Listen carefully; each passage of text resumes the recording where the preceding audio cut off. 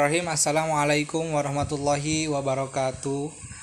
Perkenalkan, nama saya Nasirul Maulana Siddiq, kelas Psikologi 4B dengan NIM 240701600066. Di sini saya akan menjelaskan tentang hasil dan pengalaman subjektif.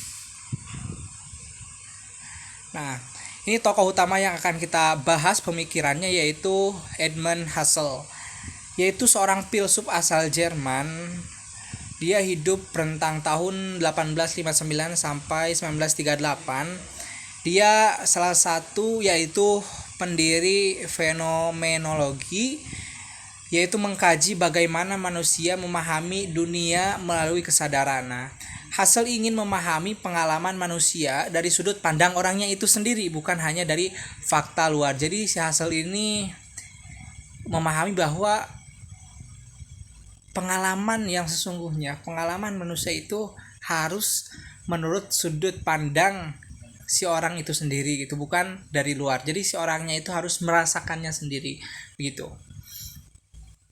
Nah, apa itu pengalaman subjektif? Pengalaman subjektif adalah pengalaman yang dialami secara sadar oleh individu, bersifat pribadi dan bisa berbeda antar orang, mencangkup perasaan, pikiran, atau persepsi. Fokus utamanya yaitu bagaimana seseorang mengalami suatu peristiwa. Nah, contoh sederhana.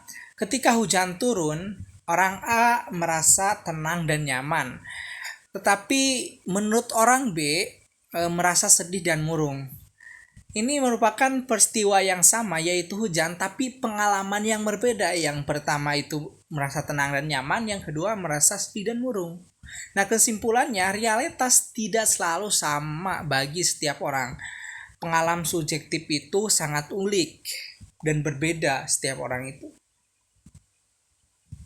Nah, gagasan utama Husserl, ilmu pengetahuan sering fokus pada hal objektif. Husserl menekankan pentingnya kesadaran manusia. Konsep utamanya itu back to the thing themselves. Kembali ke pengalaman langsung. Artinya kita harus memahami dunia dari pengalaman asli individu begitu. Nah, konsep utamanya apa?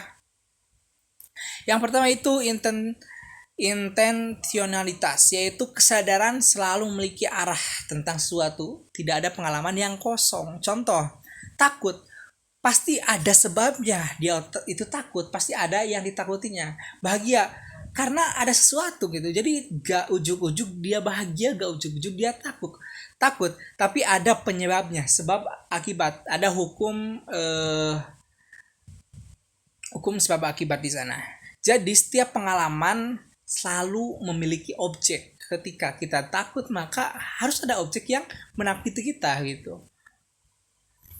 Selanjutnya ada epose atau bracketing.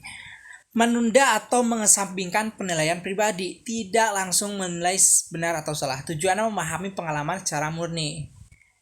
Nah, ini dalam penelitian, peneliti harus netral. Jadi di tengah dulu, gak menjorok ke hipotesis satu atau tidak menjorok ke hipotesis dua, tapi harus di tengah-tengahnya gitu.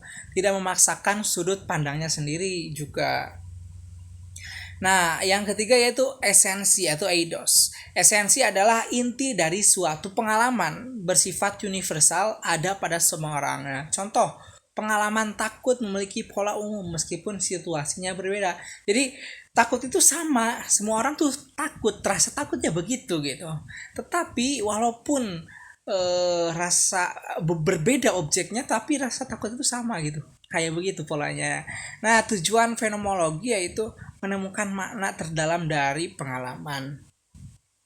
Nah, implikasi dalam psikologi, pendekatan fenomenologi digunakan dalam penelitian kualitatif, studi pengalaman hidup individu, kajian emosi, trauma, makna hidup. Manfaatnya memahami manusia secara lebih mendalam dan utuh. Nah, kesimpulannya, pengalaman subjektif adalah pusat pemahaman manusia. Setiap orang memiliki pengalaman yang unik. Kesadaran selalu terarah pada sesuatu. Fenomenologi membantu memahami makna pengalaman. Nah, terima kasih. Mohon maaf apabila ada kesalahan.